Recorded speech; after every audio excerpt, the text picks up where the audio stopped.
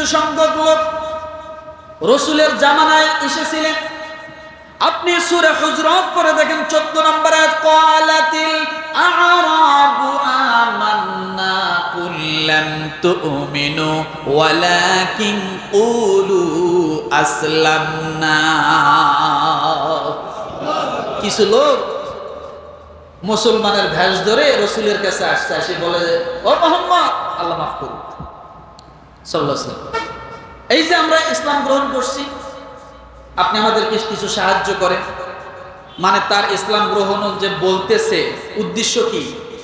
সে যে দেখাইতেছে, উদ্দেশ্য কি? তাকে যেন ইসলামের তরফ থেকে যে সুযোগ সুবিধাগুলো, এগুলো তাকে কি হয়? দেওয়া হয়। রাসূল একটু হতভম্ব করে গেলেন। লোকগুলো তো আসলে মুসলমান দেখা যায়। আমার বাড়ির সামনে এসে জিকির করতেছে, কালেমার হাত টানিয়ে দিছে, লোকটা মনে হয় মুসলমান। রব্বুল আলামিন সঙ্গে সঙ্গে ডাক দিয়ে বলেন, ক্বালাতিল আ'রাবু আমান্না কুল লাম তু'মিনু ওয়ালাকিন কুলু আসলামনা ওয়ালাম্মা ইয়াদখুলিল ঈমান। রাসূল গো, এই লোকগুলা মুখে দাবি করতেছে, এদের অন্তরে আসলে এরা ঈমান আনে না। কোন সূরা? সূরা হুজরাত আয়াত নাম্বার 14, 15, 16, 17 এই আয়াত কটা পড়ে দেখবেন। নামধারী মুসলমানের কথা সেখানে আসছে। দেখা যাবে মুসলমানের মতো, কিন্তু আসলে প্রকৃতপক্ষে দেখা যাবে হুজুরের মতো, কিন্তু কাম কি? রশিদ বই এখন হাতে নিয়ে মানুষের দ্বারা দ্বারা খালি যা ঘুরে বেড়া। আছে না? আছে না? প্রমাণ নিবে? দাড়ি টুপি পাঞ্জাবি থাকলে ওটা হুজুর? কথা বলে। ও তো এই ভ্যাস ধরছে চাঁদা কালেকশন করে বেড়ার জন্য, অন্য কিছুই না। রাগ করবেন না আমার কথা একটু। তাহলে বোঝা গেল দুনিয়ার জন্য মানুষ অনেক কিছু চায়, কিন্তু এই মানুষগুলোর কালেমায় কোনো কাজে আসবে, জিকিরে কোনো কাজে আসবে, নামাজে কোনো কাজে আসবে? প্রমাণ আল্লাহ পাক রব্বুল আলামিন সূরা কাহফের 103, 104, 105, 106, কুল হাল নুনাব্বিউকুম বিল আখসারিনা আ'মালা আল্লাযীনা দাল্লা সা'য়ুহুম ফিল হায়াতিদ দুনিয়া ওয়া হুম ইয়াহসাবুনা আন্নাহুম ইউহসিনুনা সুনআ। কোন সূরা? কত নম্বর আয়াত? 103, 104, 105, 106। এই লোকগুলোর কোন কালেমা যতই পড়ুক, আপনার বাড়ির সামনে যতই যায় কালেমা পড়ে ভিক্ষা চাক, এদের ভিক্ষায় কোনো কাজে আসবে? এদের কালেমায় কোনো কাজে আসবে না। এরা লোক দেখানো নামাজ পড়বে, এদের এই নামাজ আমলগুলা ধুলার মতো উড়ে যাবে। নুনাব্বিউকুম বিল আখসারিনা আমালা, সব ধ্বংস হয়ে যাবে, ক্ষতিগ্রস্ত হয়ে যাবে। এই কালেমা, এই নামাজ কোনো কাজে আসবে না। যারা লোক দেখানোর জন্য হজ করে, ওই হজে কোনো কাজে আসবে? ওই হাজির জন্য নবীজি গ্যারান্টি দেয় নাই। কথাগুলো একটু তিতা লাগতেছে না? কষ্ট পাচ্ছেন নাকি? একটা কথাও কি দলিল ছাড়া বলছি আমি? এখন বলবেন হুজুর তাহলে আমরা কেমনে দোয়া করব? রব্বুল আলামিন সূরা বাকারার 201 নম্বর আয়াতে আল্লাহ নিজেই দোয়া শিখিয়ে দিলেন, মুমিন রে, তুমি যখন হজে যাবা, তুমি যখন নামাজে যাবা, তুমি যখন আমার কাছে দোয়া করবা, কি দোয়া করবা তুমি তো জানো না। আল্লাহ বলেন, ওয়া মিনহুম মান ইয়াকুলু রাব্বানা আতিনা ফিদ দুনিয়া হাসানা ওয়া ফিল আখিরাতি হাসানা ওয়া কিনা আযাবান নার। জোরে জোরে জোরে জোরে মা দোয়া কে শিখালো? আল্লাহ। কে শিখালো? দেখেন কাফেররা দোয়া করছে, ফামিনহুম মান ইয়াকুলু রাব্বানা আতিনা ফিদ দুনিয়া ওয়া মা লাহু ফিল আখিরাতি মিন খালাক।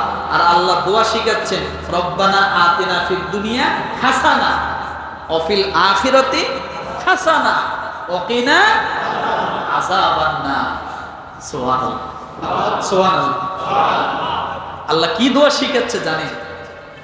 ওরা তো শুধু দুনিয়া চাইছে। আল্লাহ বলেন, ও আমার প্রিয় বান্দারা, তোমরা দুনিয়াও চাও, আখিরাতও চাও। শুধু তোমরা দুনিয়া চাইও, শুধু দুনিয়া চাইও না। রব্বানা আতিনা ফিদ দুনিয়া হাসানা। আয় আল্লাহ, আপনি দুনিয়ার সব হাসানা আমাকে দান করেন। কি দান করেন? এখন হাসানা বোঝেন না? হাসানা শব্দের অর্থ হলো সুন্দরী স্ত্রী, অর্থাৎ যে যুবক বিবাহ করে নাই সে যদি নিয়ত করে রব্বানা আতিনা ফিদ দুনিয়া হাসানা, আয় আল্লাহ সুন্দরী একটা মেয়ে আমার স্ত্রী বানায় দেন, সুন্দর হৃদয়ের একটা স্ত্রী বানায় দেন, সুন্দর একটা গাড়ি আমাকে দেন, সুন্দর একটা বাড়ি আমাকে দেন, আমাকে একটা জমি দান করেন। দুনিয়ার যত হাসানা আছে আমার জন্য কল্যাণকর, যত শান্তি আছে সব শান্তি আল্লাহ তাআলা হাসানা শব্দের ভিতরে ঢুকাই দিয়েছে। সমস্ত শান্তির শব্দ কি? জোরে হাসানা। এই জন্য রব্বুল আলামিন সূরা আহজাবের 21 নম্বর আয়াতে আল্লাহ বলেন, লাকাদ কানা লাকুম ফি রাসূলিল্লাহি উসওয়াতুন হাসানা। তোমাদের রাসূল তোমাদের সমস্ত শান্তির বার্তাবাহক। সমস্ত শান্তির বাহক কে? রাসূল। প্রমাণ, ওয়ামা আরসালনাকা ইল্লা রাহমাতাল লিল আলামিন।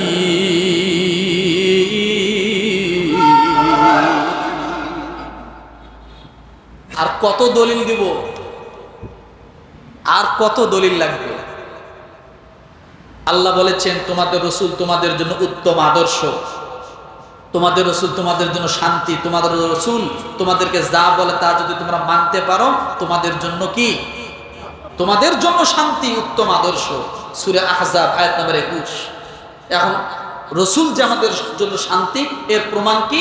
আল্লাহ তাআলা সূরা আম্বিয়ার শেষে আল্লাহ বলেন, ওমা আরসালনাকা ইল্লা রাহমাতাল লিল আলামিন। বহু জগতের, সমস্ত জগতের রহমত হিসেবে আমি আল্লাহ তোমাদের রাসূল তোমাদের সামনে প্রেরণ করেছি। তাহলে এখন থেকে দোয়া কি করব? রব্বানা আতিনা ফিদ দুনিয়া হাসানা ওয়া ফিল আখিরাতি হাসানা। এই দুই দোয়া যে ব্যক্তি করবে আল্লাহ তাআলা তারপরে আরেকটা দোয়া শিখিয়ে দিলেন, ওয়াকিনা আযাবান নার। আয় আল্লাহ, আযাব থেকে আমাকে কি করো? রক্ষা করো। আগুন থেকে আমাকে কি করো? রক্ষা করো।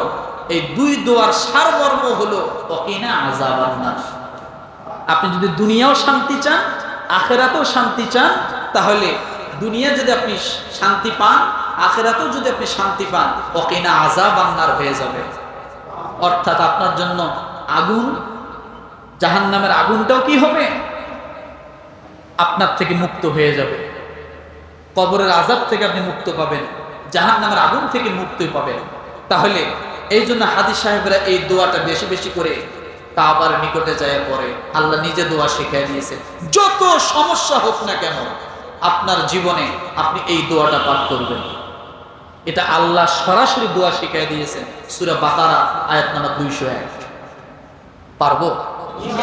পারবো। তাহলে আমরা দুনিয়ামুখী শুধু দোয়া করব না, আখিরাতমুখীও দোয়া করব। রাজি আছি? তাহলে আজকে আমরা জানলাম হজ কি, হজ কেন, হজ করলে আমাদের জন্য কল্যাণ কি কি, দুনিয়াও কল্যাণ, আখিরাতেও কল্যাণ। কথা ঠিক না?